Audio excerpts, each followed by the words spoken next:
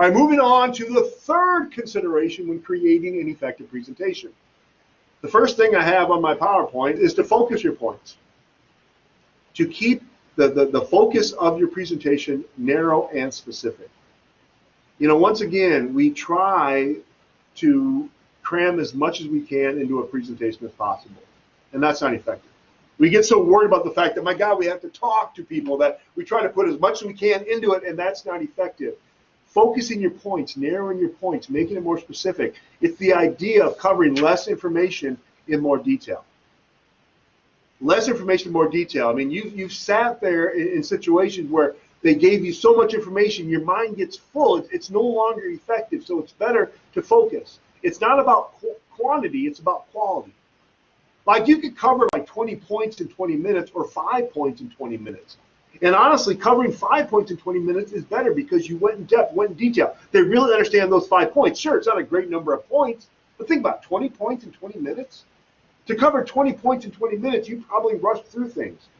You probably skimmed the surface details. Sure, they had a greater number, but they didn't really get anything of value and worth.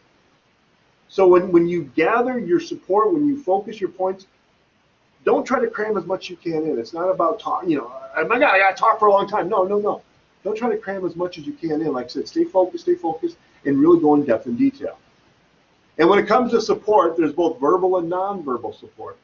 You know, things that you can tell people to help them understand things better, like using examples, using testimony, using definitions, using stories. Maybe whatever you're trying to teach them will benefit if you personalize the information through the use of stories.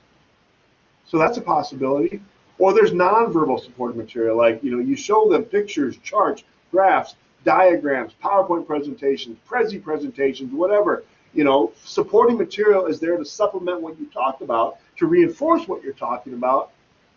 So when you use supporting material, consider what's the best stuff, what should I include? What's the best stuff I should include to help make this point more clear, easier to understand, easier to follow, more relevant as well.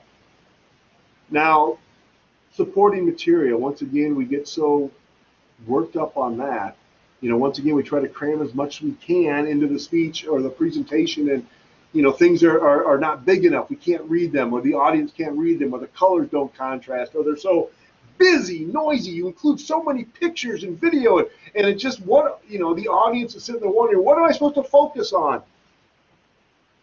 I tell my students here on campus, there's an acronym called KISS. KISS that applies to creating a presentation and using supporting material.